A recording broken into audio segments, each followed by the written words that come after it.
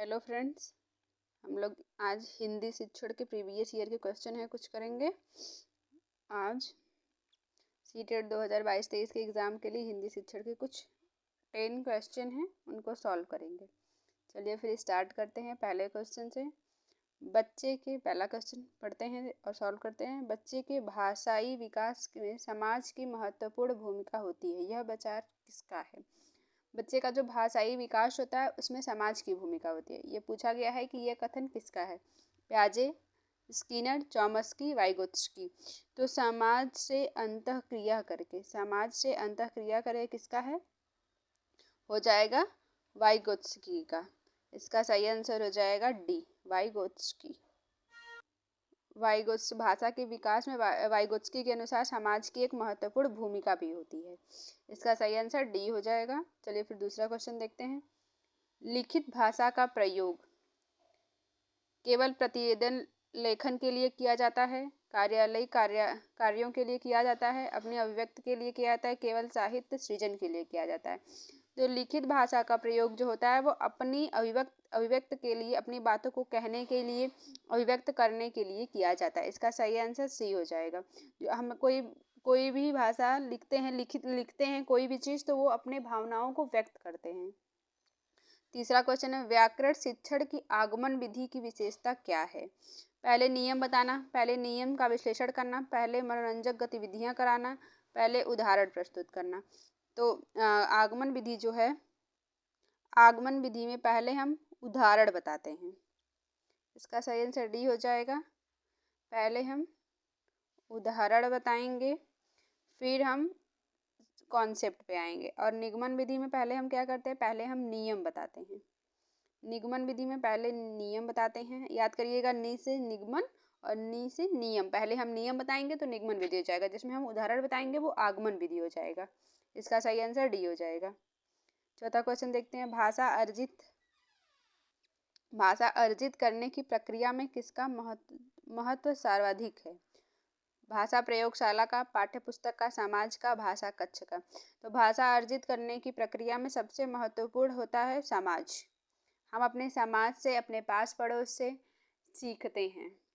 इसका सही answer C हो जाएगा, हम समाज से सीखते हैं। पांचवा है, बच्चे प्रारंभ में द्विभाषिक होते हैं, बहुभाषिक होते हैं, भाषा में कमजोर होते हैं, एक भाषिक होते हैं। तो बच्चे जो होते हैं वो प्रारंभ से बहुभाषिक होते हैं। उनको अपनी मातृभाषा, वो जो उनके घर में जो बोली जाती है, जैसे उनके माता पिता जो उनको बोलते हैं, उनका वह अनुकरण करते हैं। तो इसका आंसर बी हो जाएगा। बच्चे जो होते हैं वो प्रारंभ से बहुभाषिक होते हैं। चॉम्स्की के अनुसार कौन सा कथन सही है? ऑप्शन पढ़ते हैं। बच्चों में भाषा सीखने की जन्मजात क्षमता नहीं होती है।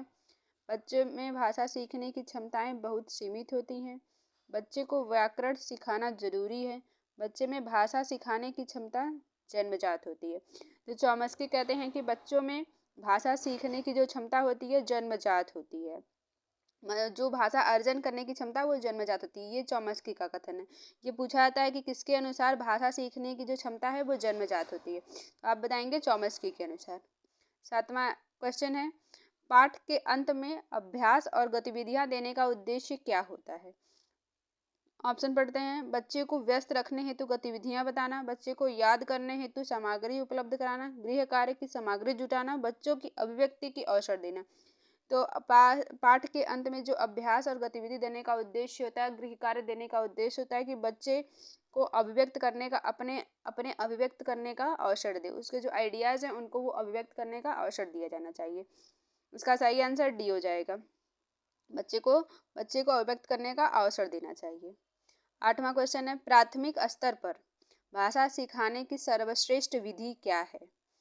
कहानी को सुनाना, बच्चे की पाठ्यपुस्तक आधारित वीडियो कार्यक्रम दिखाना, बच्चे को भाषा प्रयोग करने के विविध अवसर देना, बच्चे के साथ कविता गाना। तो प्राथमिक स्तर पर बच्चे को भाषा सिखाने की सर्वश्रेष्ठ विधि है, बच्चे को भाषा प्रयोग करने का विविध अवसर दिया जाना चाहिए। बच्चे को बहुत अधिक भाषा प्रयोग करने का अवसर दिया जाना चाहिए। अवसर एक पॉजिटिव टैग वर्ड है, ये सही आंसर हो जाएगा। नवा क्वेश्चन है, प्राथमिक स्तर पर एक भाषा शिक्षक से सर्वाधिक अपेक्षित है। भाषा शिक्षक से क्या अपेक्षा करते हैं? बच्चों के मानक भाषा का प्रयोग करके सिखाना, कक्षा और कक्षा के बाहर बच्चों के भाषा प्रयोग को प्रोत्साहित करना, बच्चे को निरंतर परीक्षाएं लेना, पाठ्य पुस्तक में दी गई सभी कहानी कविताओं को कंठस्थ कराना। तो जो भाषा शिक्षक से अपेक्षित है वो कक्षा और कक्षा के बाहर बच्चों को भाषा प्रयोग करने के लिए प्रोत्साहित करना चाहिए। प्रोत्साहित एक पॉजिटिव टैग वर्ड है और इसको बच्चे को भाषा प्रयोग करने के लिए प्रोत्साहित किया जाना चाहिए ज़्यादा से ज़्यादा।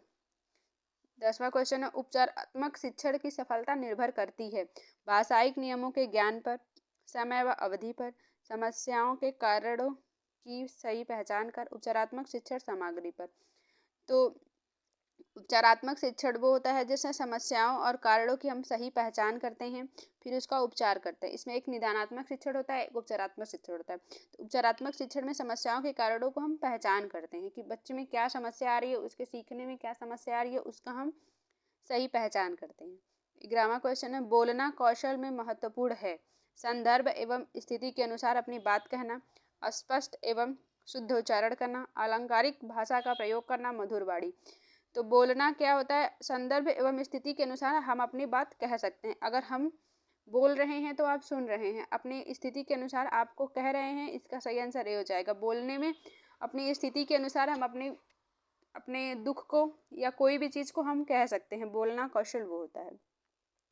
11 क्वेश्चन थे, देखिएगा आपका कितना सही हुआ है इसमें से। अच्छा लगा होगा तो लाइक शेयर सब्सक्राइब जरूर करिएगा, ये टेलीग्राम चैनल है, ज्वाइन जरूर करिएगा। अच्छा लगा होगा तो दूसरों के साथ शेयर लाइक सब्सक्राइब जरूर करिएगा। Thank you.